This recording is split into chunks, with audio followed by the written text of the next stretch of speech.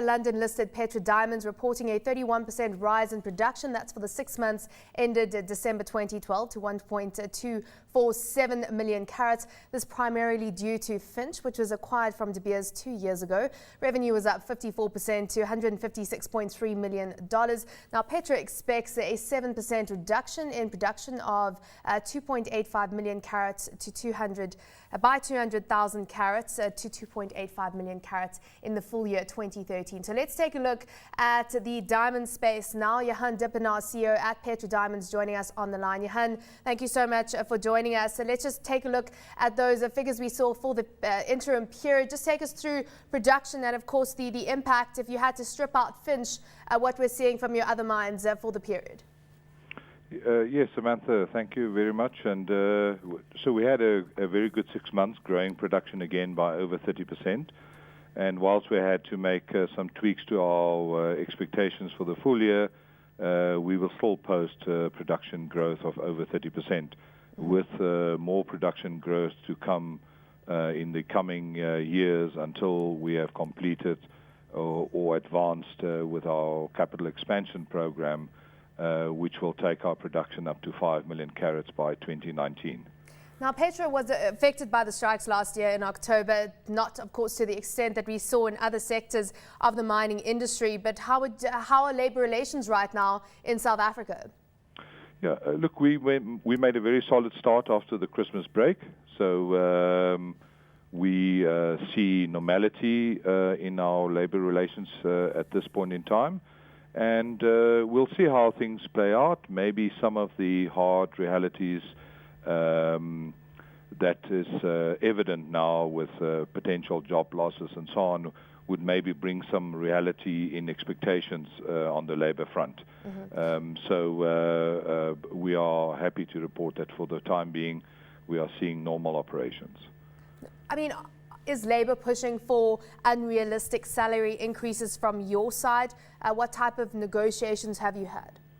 No, we are under a 2-year agreement that runs out next year, this year, June, end of June, and we are sticking to that timetable with our recognized unions. As you mentioned earlier, you have a downward revision to your 2013 production target, down 7% to 2.85 million carats. So talk to us about that and why the downward revision there.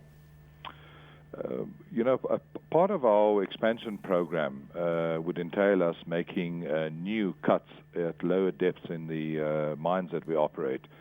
And our method of mining is called block caving, where we cave large blocks of ore 2 to 5 hectares at a time. And when you've made a new cut, you can operate to a very predictable grade, and your diamond content is pure because the kimberlite ore has no dilution.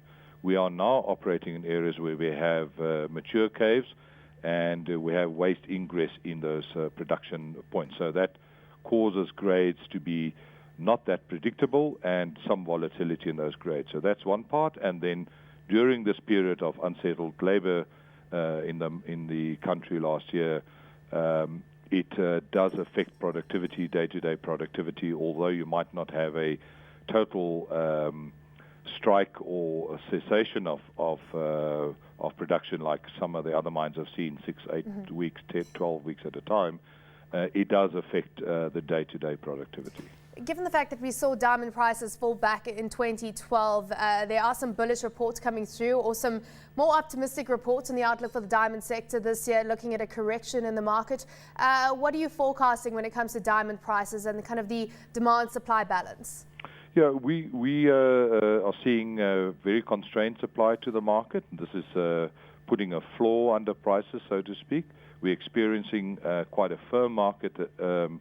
The year opened up with quite a firm market in place. And whilst we're not predicting very bullish movements in the price for these first 6 months, we're certainly encouraged by what we're seeing in the market now, and there's reason for some optimism there.